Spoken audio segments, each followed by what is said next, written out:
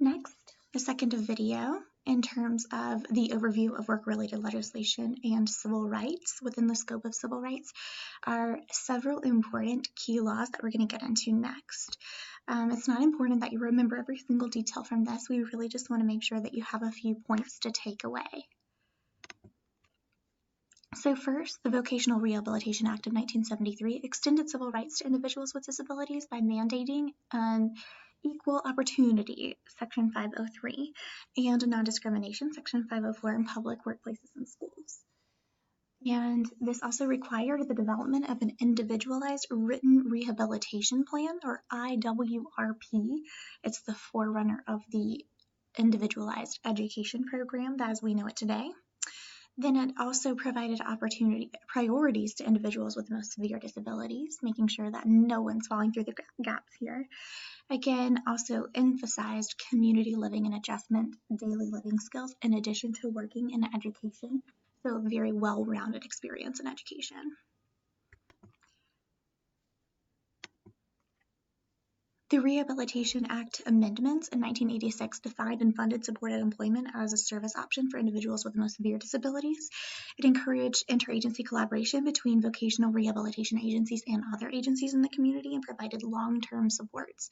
It also encouraged interagency collaboration between vocational rehabilitation agencies and school districts. The Americans with Disabilities Act, or ADA, of 1990 extended civil rights protection from the public sector of employment to the private sector of employment. It also prohibited discrimination against qualified persons with disabilities in employment. It required employers to make reasonable accommodations for a person with a disability on the job. And it required accessibility in transportation, public accommodations, and telecommunications for individuals with hearing impairments.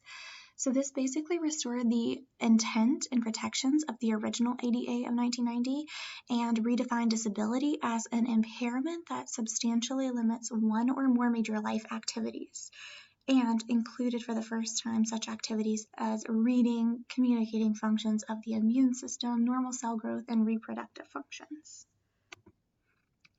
Later to be amended, the 1992 Rehabilitation Act amendments introduced the concept of presumption of benefit, which means all individuals can benefit from vocational rehabilitation unless there is a clear and convincing evidence to the contrary.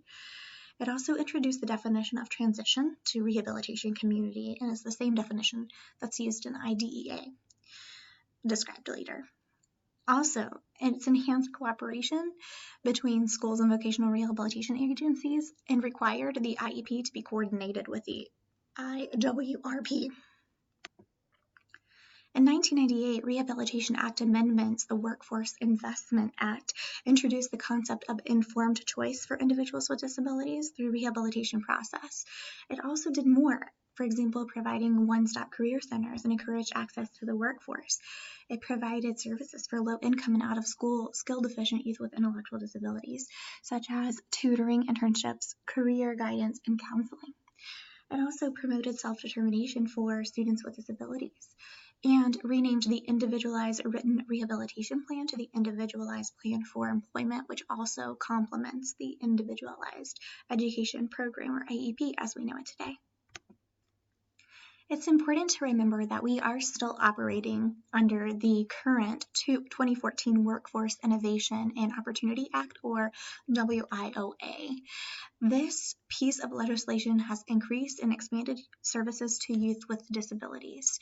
There is a piece in this budget that states 15% of the budget has to be spent on pre-employment transition experiences, post-secondary education, counseling, workplace readiness, social skill, independent living skills, and self-advocacy instruction. These are called pre-employment transition services, or pre-ETS. You might also hear them described as that.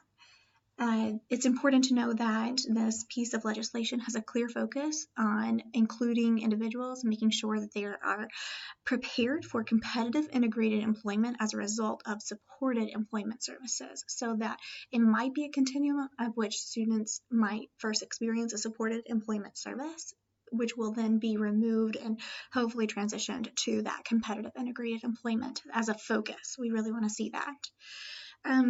Also, there are restrictions on sub-minimum wage certification for employers and collaboration with local education agencies, so school districts and employers, local employers, and then also families. So it's very much a collaborative experience, and we want to have all hands on deck to make sure that students are prepared for that competitive integrated employment. Employment First is another important piece of legislation, and this is based on the National Governors Association, and it's a priority for the U.S. Department of Labor, Office of Disability Employment Policy to invest in systems of change, efforts that result in increased community integrated employment opportunities for individuals with significant disabilities especially. So the quote from the association from people supporting Employment First was that the employment in the general workforce should be the first and preferred option for individuals with disabilities receiving assistance publicly from those publicly funded systems. Simply put, Employment First means real jobs and real wages. And this is the push to make sure that students are entering into those competitive integrated employment settings prepared. Before we switch into the next section, make sure that we are ready.